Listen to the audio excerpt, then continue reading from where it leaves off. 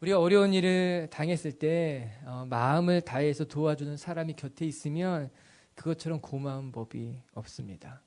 아무도 내 편이 되어주지 않을 때 누군가 나타나서 내 이야기를 잘 들어주고 내 고민에 함께 참여해주고 게다가 내 편을 들어준다면 그것처럼 고마운 일이 어디 있겠습니까? 특별히 내가 예상하지 않았던 사람인데 그 사람이 내 곁에 와가지고 내 이야기도 듣고 내 마음에 격려도 주고 나와 함께 한다면 그 감사하고 고마운 거죠. 축복된 일이죠. 그래서 옛말에 어른들은 이렇게 말씀하신 게 있습니다. 잔치집에는 못 가도 초상집에는 꼭 가라는 말입니다. 좋은 일에는 못 갈 수 있지만 그러나 어려운 일을 만난 사람들이 있다면 꼭 그 곁을 지켜주는 것이 이웃에 마땅한 도리라고 하는 거예요. 여러분 그 말이 맞는 것 같습니다. 그리고 정말 집에 어려운 일이 있을 때 누군가 찾아와 주고 또 오래 머물러 주면 정말 고맙고 힘이 되는 것 아니겠습니까? 우리 미치교회 성도들에게 그런 성숙된 모습이 있었으면 좋겠습니다.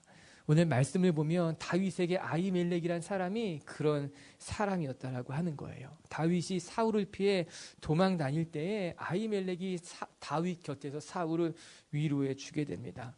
다윗은 어느 누구도 믿을 수 없었습니다. 보는 사람들마다 사울의 부하처럼 생각될 것이며 자기의 마음을 나눠도 뭔가 마음에 꺼리낌이 두려움이 있었을 것이 분명하지 않았겠습니까? 아무도 내 편이 아닐 것이다 그런 생각이 있었겠지요. 그런데 바로 그때 이 아히멜렉이라고 하는 제사장이 용기를 내서 다윗 곁에 있어줍니다. 다윗을 도와줍니다. 다윗과 함께 했다라고 하는 것이에요.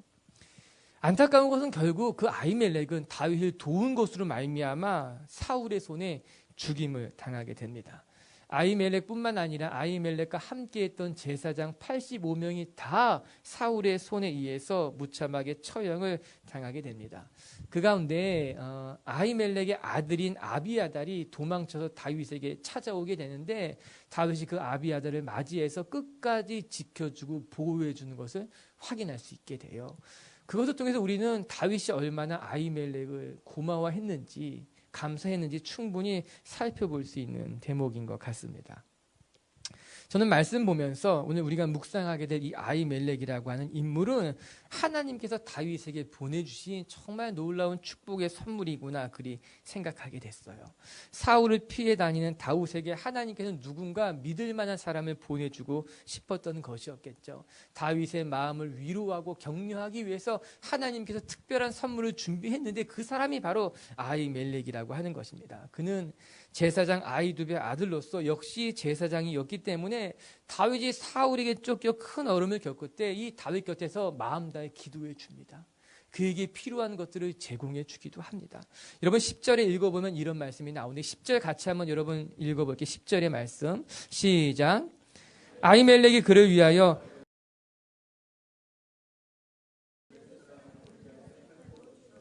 이 아히멜렉이 이 도망 다니던 다윗에게 음식도 주고 또한 블레셋 사람들이 갖고 있었던 무기도 다윗에게 건너주었다라고 하는 거예요. 뿐만 아니라 뭐라고 나옵니까? 다윗을 위해 하나님에게 물었다고 하는 거예요. 이게 뭐겠어요? 다윗을 위해 기도했다라고 하는 겁니다. 이게 축복인 거죠. 고난당하는 다윗을 위해서 기도해주고 그를 위해서 하나님께 그의 길을 여쭈고 보고 있는 거 이게 얼마나 다윗에게 입장에서는 복된 일이었는가.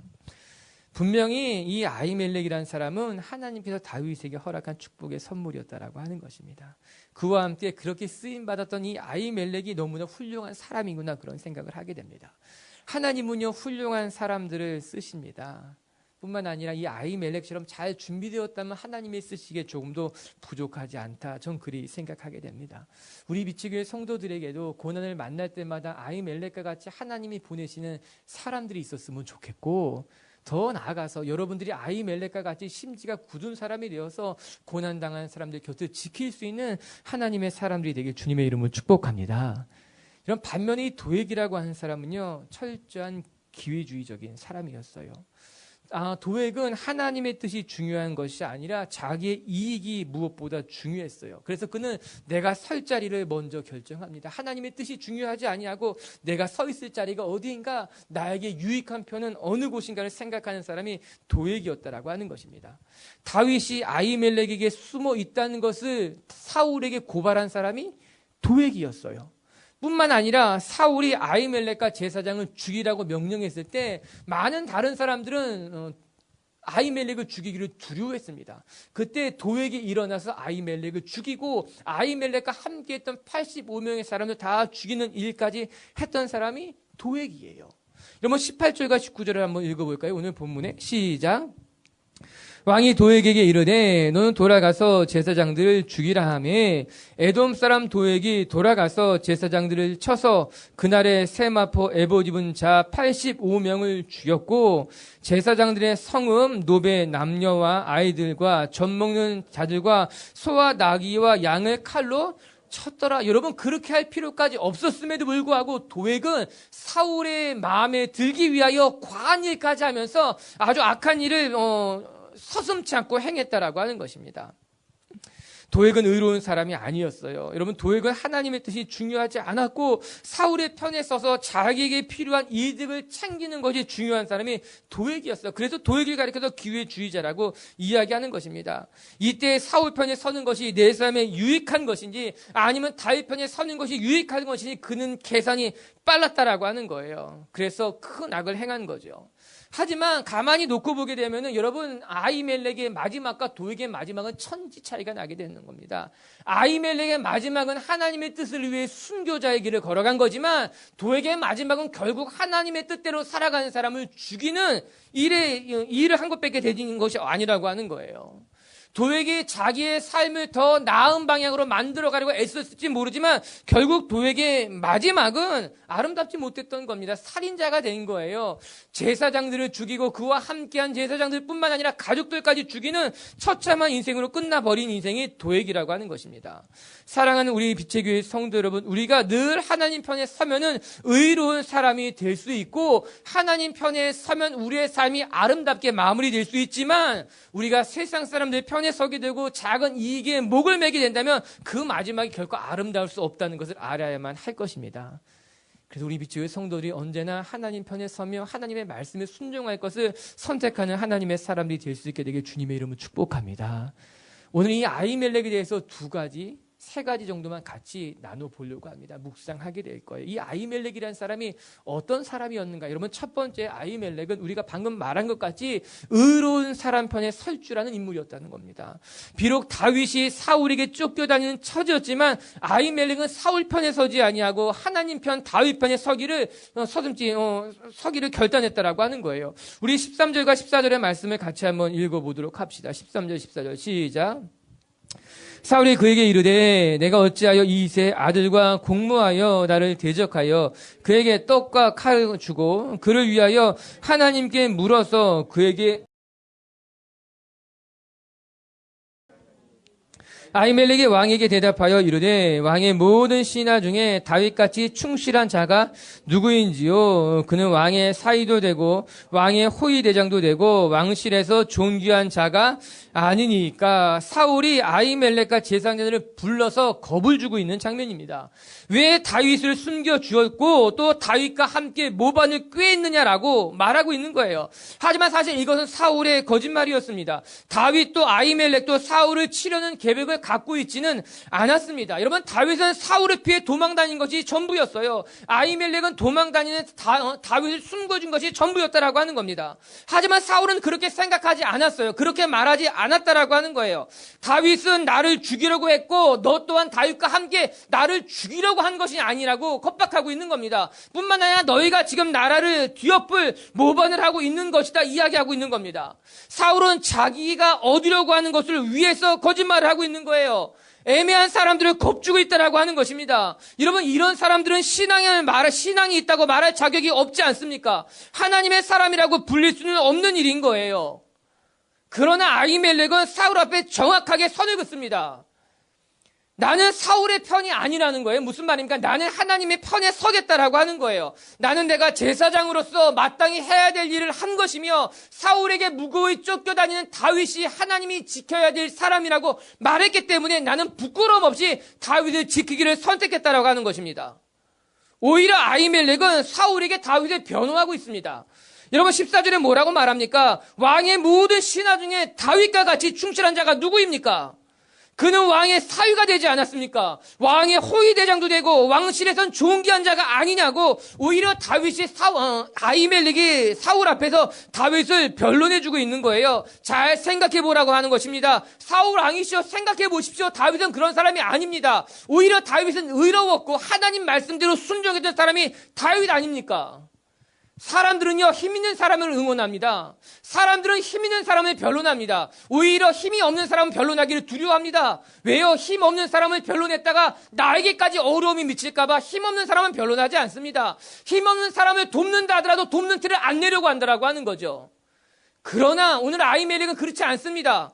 다윗을 변론하는 것이 자기에게 큰 어려움을 주는 것을 알고 있으면서 그는 다윗을 변론합니다. 다윗 편에 섭니다. 이것이 하나님이 원하시는 것이라면 나는 말을 아끼지 않겠다라고 하는 것이에요. 우리 미치교회 성도 여러분, 우리는 아히멜렉처럼 오른편에 설 줄 아는 사람들이 되어야 할 것입니다. 우리는 평생 무엇인가를 선택하며 살아가야 되겠지요. 우리의 인생은 모든 것이 선택이며 결정일 것입니다. 지금 당장 일어날지 아니면 좀 더 잘지, 오늘 내가 밥을 먹을지 면을 먹을지 끊임없이 선택하는 것이, 그리고 우리는 그 선택을 통해서 우리의 인격이 결정되고요. 우리의 삶의 방향이 결정되는 거겠죠. 나는 이런 사람이 될 것이고 이렇게 만들어져 가겠지. 그런데 문제는요, 때로는 우리는 이 선택의 순간에 가장 먼저 내게 유익한 것인지 내게 득이 되는지 해가 되는지를 먼저 생각한다라고 하는 거예요. 내가 이것을 선택할 때 이것이 나에게 득이 될지 이것이 나에게 해가 될지를 생각한다라고 하는 거예요. 또 우리가 무엇인가 선택할 때 내가 과연 할 수 있는 일인가 할 수 없는가를 먼저 생각한다라고 하는 것입니다. 물론 그런 생각이 나쁜 것은 아닐 거예요. 우리는 내게 조금 더 유리한 상황을 선택하겠지요. 내게 좀 더 득이 되는 것을 결정하겠지요. 또 내가 할 수 있는 것을 우리는 감당하려고 하겠지요. 그것이 나쁜 것, 악한 것은 아닐 거예요. 그러나 우리가 마땅히 하나님의 사람이라면 우리는 내게 득이 될지 해가 될지를 따지기 전에 이것이 옳은지 그른지를 따져야 된다고 하는 겁니다. 내가 할 수 있는지 할 수 없는지를 물어보기 전에 하나님이 내게 말씀하셨는지 아닌지를 먼저 물어보는 것이 하나님의 백성으로서 마땅하다라고 하는 것입니다. 내가 갈 수 없더라도, 내가 감당할 수 없더라도 하나님이 말씀하셨다면 순종하게 되는 것이지요. 내게 해가 되는 일이라도 이것이 옳고 바른 것이라면 그것을 선택할 줄 아는 사람이 되어야 되는 것 아니겠습니까? 우리가 믿기로는 우리가 옳고 그름에 대한 선택을 한다는 것은 진리에 대한 선택이라고 하는 거예요. 우리가 진리에 대한 것을 선택하게 된다면 지금 당장은 손해를 볼지 모르지만 멀리 봐서 그것은 반드시 우리에게 복을 주는 선택임을 여러분이 기억할 수 있게 되기를 바랍니다. 하나님의 길을 선택한다면 지금은 감당하기 어려워 보이지만 감당할 수 있게 된다라고 하는 거예요. 하나님이 기뻐하실 일을 선택하게 되면 그 일이 지금은 손해보는 일인 것 같지만 나중에는 우리에게 득이 되는 일이 될 수 있다라고 하는 것입니다. 전 우리 미체교회 성도들에게 이 옳은 것을, 하나님께서 기뻐하실 것을 선택할 만한 용기가 있게 되길 주님의 이름으로 축복합니다. 그래서 깨닫게 되는 것은요, 우리가 오른편에 서기를 원한다면 우리는 용기를 가져야만 하는 겁니다. 용기가 없이, 담대함이 없이 하나님 편에 서기는 매우 어려운 일이라고 하는 것이에요. 그래서 그때 필요한 것이 용기예요. 우리는 기도해야 돼요. 하나님, 내 마음 가운데 담대함을 주십시오. 내 마음 가운데 용기가 있어서 옳은 것을 선택하고 바른 것을 결단하는 사람이 되게 해주십시오. 왜? 우리는 모두 연약한 사람이기 때문입니다. 또 우리는 대부분 이기적인 사람들이기 때문입니다. 우리는 먼저 무엇인가 선택하기에 앞서서 자기 자신을 봅니다. 나에게 득이 됐지, 나에게 해가 됐지, 나에게 유리한 거니 나에게 불리한 거니 우리는 먼저 나 자신을 본다라고 하는 거예요. 여러분, 그래서 그런 말을 하게 됩니다. 우리 지난주 ABS 때 이야기한 것 같이 사람들은요, 내가 괜찮으면 다 괜찮은 거예요. 나에게 문제가 없으면 전혀 문제가 되지 않는다라고 하는 거예요. 내 몸이 건강하면 문제가 없는 거예요. 지구 저 반대편에도 전쟁이 일어나고 사람이 죽어가도 우리나라만 괜찮으면 괜찮은 거예요. 이 땅에 난치병과 불치병으로 너무나 큰 고통을 당하는 사람들이 있어도 내가 건강하면 감사한 거예요. 모든 문제의 중심에 내가 있다는 거죠. 내가 괜찮으면 괜찮은 거예요. 이게 연약한 우리들의 모습이라고 하는 것입니다. 그러나 우리가 한 가지 기억해야 될 것은 여러분 먼저 내 득을 따지고 먼저 내가 할 수 있을까 없을까를 따지게 된다면 그것이 우리의 눈을 가리울 수 있다라고 하는 거예요. 무슨 말인가? 여러분 내 유익을 먼저 보려고 하면 진리에 대한 눈을 어둡게 만드는 겁니다. 내 이익을 먼저 생각하게 되면 이것이 진리인지 거짓인지 바라볼 수 있는 눈이 가려지게 돼 있다라고 하는 거예요. 두 번째, 내가 할 수 있는 일인가 할 수 없는 일인가를 먼저 생각하게 된다면 하나님의 능력을 바라볼 줄 아는 눈도 가려지게 되는 거예요. 우리는 늘 제자리에 있을 수밖에 없습니다. 내가 할 수 있는 것만 하고 내가 감당할 수 있는 것만 하게 된다면 우리는 믿음의 모험을 떠날 수 없어요. 우리는 늘 그 자리에 머물 수밖에 없다라고 하는 겁니다. 그렇기 때문에 하나님의 능력도 하나님의 은혜도 내 삶의 기적도 일어나는 것을 맛볼 수 없게 된다라고 하는 것이죠. 우리 미치교회 성도 여러분, 우리에게 의로운 편에 설 수 있는 용기가 있게 되기를 바라고 여러분 마음속에 옳은 것을 선택할 줄 아는 하나님의 사람들이 될 수 있게 되길 주님의 이름으로 축복합니다. 사무엘상 30장 6절에는 이런 말씀이 나와요. 같이 한번 읽어봐요. 시작. 백성들이 자녀들 때문에 마음이 슬퍼서 다윗을 돌로 치자 하니 다윗이 크게 다급하였으나 그의 아마 우리가 다음 달 좀 묵상하게 된 말씀인데 다윗과 함께 했던 사람들이 다윗을 치려고 들고 일어났던 적이 있습니다. 그때 다윗이 마음이 너무나 다급했던 거예요. 위험했던 거예요. 겁이 났던 거예요. 그런데 뭐라고 나옵니까? 다윗이 크게 다급하였으나 여호와를 힘입어 용기를 얻었다라고 하는 겁니다. 그리고 그 모든 문제를 잘 감당해내는 것이 사무엘상 30장에 나온 사건 중에 하나인 겁니다. 다윗 마음이 급했던 거예요. 두려웠던 거예요. 겁이 났던 거예요. 사실 그 상황을 들어보면 다윗에게서는 매우 위험한 시기였는데 어떻게 감당했는가? 하나님으로 말미암아 용기를 얻었다는 거예요. 하나님으로 말미암아 힘을 얻었다라고 하는 것입니다. 그래서 감당할 수 있게 된다라고 하는 거예요. 맞아요, 여러분. 여호수아도 여리고를 무너뜨릴 때 하나님께서 담대하게 하시는 것으로 말미암아 감당할 수 있었던 것 아닙니까? 바울이 수도 없이 많은 환난과 핍박 속에서 자신에게 맡겨진 사명의 길을 계속 걸어갈 수 있었던 것은 하나님이 그의 마음에 담대함을 주셨던 거죠. 여러분 특별히 바울이 로마로 붙잡혀가게 됐을 때 유라 굴로라고 하는 큰 광풍을 만나게 됩니다. 그 광풍으로 말미암아 배는 파손나게 되었는데 모든 사람들이 물에 빠져 죽자고 이야기하고 물건들 다 던지자고 이야기하고 아무것도 안 먹을 때 바울만큼 평온했습니다. 오히려 바울은 사람들에게 음식을 먹으라고 권합니다. 왜 그랬을까요? 밤에 하나님이 나타나셨거든요. 이 밤에 하나님이 나에게 나타나 말씀하시기를 이 배에 있는 사람들은 아무도 다치지 않을 것이라고 말씀하셨기 때문에 바울은 담대했습니다. 오히려 그 배 안에 있는 선원들을, 뱃사람들을 위로하고 격려하며 힘을 주기 시작했다라고 하는 거예요. 어떻게 가능한 것인가? 하나님을 힘입어 용기를 얻으니 우리의 삶 가운데 때로 우리는 비겁할 거예요. 때로 우리는 연약할 거예요. 때로 우리는 뒤로 물러서고 싶을 거예요. 그러나 우리가 하나님의 용기를 힘있게 된다면 우리는 담대한 사람으로 옳은 것을 선택하고 바른 것을 결정하는 하나님의 사람들이 될 줄로 믿습니다. 우리 미치교회 성도들에게 하나님 편에 설 줄 아는 용기가 있게 되길 바라고 무엇을 결정하기에 앞서 가장 먼저 옳은지 그른지 하나님의 뜻인지를 물을 수 있는 하나님의 사람들이 될 수 있게 되길 주님의 이름으로 축복합니다. 두 번째 아히멜렉을 통해 우리가 또 한 가지 배우게 될 것은 이 아히멜렉이라고 하는 제사장은 늘 자기의 자리를 지킬 줄 아는 사람이었다는 거예요.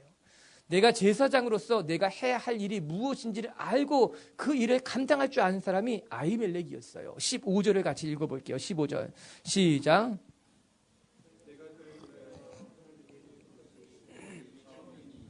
결단코 아니니이다. 원하건대 왕은 종과 종의 아비의 온 집에 아무것도 크고 작은 일에 관하여는 아는 것이 없나이다 하니라. 사울의 계속되는 질책 속에서 아히멜렉은 이렇게 말합니다. 내가 다윗을 위하여 하나님께 물은 것이 이번이 처음입니까? 라고 되묻고 있다라고 하는 거예요. 결코 아니라고 하는 거죠. 여러분 아히멜렉은 제사장으로서 여태까지 사울을 위해 기도했어요. 그때마다 다윗을 위해 기도했어요. 그것이 제사장의 역할, 그가 지금까지 감당했었던 일이라고 하는 겁니다. 즉 아히멜렉은 제사장으로서 과거에도 여러 번 다윗을 위해 기도했고 다윗을 위해 하나님의 뜻을 물었다라고 하는 거예요. 그리고 오늘도 변함없이 그는 제사장으로서 자기가 해야 될 일을 감당하고 있었다라고 하는 겁니다. 다시 말하면 아히멜렉은 변함이 없었어요. 자기가 있어야 될 자리에 있었던 겁니다. 내가 해야 될 일을 묵묵히 감당하고 있었던 겁니다. 그는 하나님이 나에게 말씀하셨다면 나는 그 일을 지켜가겠다라고 하는 거예요. 여러분 사울이 너 왜 이런 일을 했느냐고 다구쳐 묻고 있지만 아히멜렉이 말하는 나는 할 일을 한 것뿐입니다.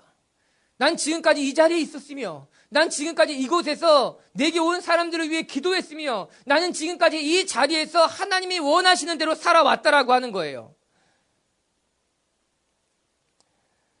아히멜렉의 귀한 것은요, 그는 자기가 해야 할 일이 무엇인지 알았어요. 그리고 변하지 않았다는 거예요. 여러분 한번 물어보십시다. 오늘 다윗이 사울에게 쫓겨 다닌다는 것을 아히멜렉이 알았을까요? 몰랐을까요? 이미 충분히 알고 있었죠. 사울이 다윗을 죽이고자 한다는 것은 이스라엘뿐만이 아니라 모압 땅에도 블레셋 모든 사람들이 다 알고 있었습니다. 아히멜렉도 충분히 알고 있었어요. 다윗을 도와주는 것이 나와 내 집안에 아주 큰 어려움을 줄 것이라는 것을 이미 충분히 알고 있었다라고 하는 것입니다. 만약 내가 다윗을 돕는다면 이 일이 어떤 결과를 초래하게 될지 알고 있었지만, 그럼에도 불구하고 아히멜렉은 다윗을 도와주기로 결정했다라고 하는 거예요. 왜 그런가? 내가 제사장으로서 내가 있어야 될 자리에 부끄러워지 않게 이 자리를 지키겠다라고 하는 것입니다. 내가 여기 있어야 된다면, 내가 이곳에서 나에게 피해 오는 사람들을 도와야 되는 것이라면, 다윗을 지키라고 하나님이 말씀하셨다면 난 도망가지 않겠다는 거예요. 난 이 자리를 지키고 이 자리에서 하나님의 뜻을 만들어 가겠다라고 하는 것입니다. 사랑하는 미치교회 성도 여러분, 고난이 찾아와도 여러분에게 주신 하나님의 사명, 여러분이 있어야 될 자리를 지킬 줄 아는 사람들이 될 수 있게 되길 주님의 이름으로 축복합니다. 여러분, 우리의 삶에 진정한 힘이 언제 나오는지 아십니까?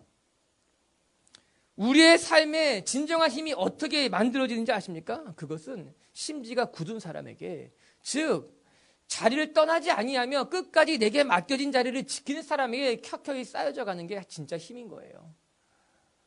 변하지 아니하고 내게 맡겨진 자리를 떠나지 않는 것, 그것을 지킬 줄 아는 사람. 도액을 보시기 바랍니다. 도액은요, 쉽게 자기의 자리를 옮기는 사람이었어요. 그는 기회에 따라 내게 더 좋은 곳이라면 갈등하지 않고 옮겼던 사람이 도액이었습니다. 도액은 생각합니다. 누가 더 힘이 센지 저울질하고 있어요. 다윗 편에 서는 게 나은지 사울 편에 서는 게 나은지 도액은 생각했습니다. 그리고 그는 사울 편에 서기로 결정하게 됩니다. 우리는 그런 사람들을 가리켜서 기회주의자라고 이야기하지 않습니까? 자신에게 주어진 기회, 아니 그 더 넣어서 그것이 옳고 그른가가 중요하지 않고 기회만을 쫓아다니는 사람들. 여러분, 우리는 우리에게 주어진 기회를 잘 붙잡고 성실하게 만들어 가야 될 필요가 있습니다. 그건 나쁜 게 아니에요. 내게 주어진 기회가 있죠. 하나님께서 나에게 허락하신 상황들이 있습니다. 우리는 그 기회들을 성실하게 만들어 가야 합니다. 그런 상황들을 잘 세워져 가는 것이 마땅히 우리들이 해야 될 일임에 분명합니다. 그러나 기회주의자와는 다른 겁니다. 어떻게 다른가? 기회주의자에게는 철학이 없습니다. 기회주의자들에게는 기준이 없고 그 마음속에 심지도 없습니다. 기회주의자들은 상황과 환경에 따라 모든 것을 바꿉니다. 자기의 삶의 철학도 바뀌고요. 자기 인생의 기준도 바뀌고요. 지금까지 내가 살아온 삶의 방향도 이익에 따라서 바꾸는 사람들은 기회주의자입니다. 그러나 하나님께서 주신 기회를 성실하게 붙잡는 사람들은 철학이 변하지 않습니다. 자기 삶의 기준을 바꾸지 않습니다. 자기의 삶의 방향을 변화시키지 않는다는 거예요. 여전히 나는 하나님이 주신 말씀에 따라 하나님이 주시는 가치관을 붙잡으면서 내게 정해진 방향에 따라 살아가면서 하나님이 내게 허락하신 기회들을 붙잡는 거죠. 그러나 기회주의자는 다 바꾸는 거예요. 기준이 없어요. 방향도 없어요. 가치관도 없어요. 철학도 없어요. 내게 득이 된다면, 내게 이롭다면 그것을 하는 사람은 기회주의자라고 하는 거예요. 오늘 도액은 그랬다라고 하는 겁니다. 하나님의 편에 설 건지 서지 않을지 묻지 않습니다. 이것이 옳은지 그른지도 중요하지 않습니다. 그는 그냥 내게 득이 된다면 사울 편에서 사울과 함께 하겠다고 결정했다라고 하는 것이에요. 우리 빛의교회 성도 여러분, 우리는 빛의교회 성도들은 우리의 삶이, 우리의 인격이 하나님 보시기에 부끄럽지 않게 되길 바랍니다. 저는요, 우리의 삶이 성공하기보다 여러분의 인격이 성공할 수 있게 되길 바랍니다. 여러분의 삶이 세상 사람들 앞에 칭찬받기보다는 여러분의 인격이 칭찬받게 되길 바라고, 여러분의 삶의 방향이 칭찬받게 되길 바라고, 여러분의 가치가 칭찬받게 되기를 바랍니다. 그것이 하나님이 기뻐하시는 삶이라고 하는 거예요. 오늘 우리가 묵상하고 있는 아히멜렉과 같이 상황과 환경에 따라 변하는 것이 아니라 언제나 자기에게 맡겨진 자리, 자기가 감당해야 될 사명을 꾸준히 지킬 줄 아는 하나님의 사람들이 될 수 있게 되기를 주의 이름으로 축복합니다. 끝으로 한 가지만 더 살펴보고 마칠게요. 우리 17절 한번 읽어볼게요. 17절입니다. 시작.